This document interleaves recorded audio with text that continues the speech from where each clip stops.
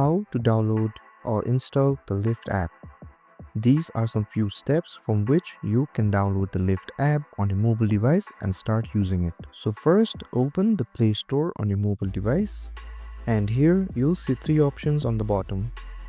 Simply tap on the search and tap on the search bar at the top.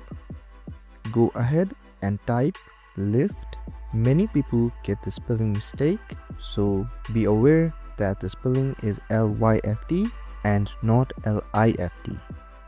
So after you find an app called Lyft which has 50 million plus downloads, simply tap on install, and after a few moments Lyft will be installed on your mobile device. After it is installed, you'll see an open button right next to the uninstall button.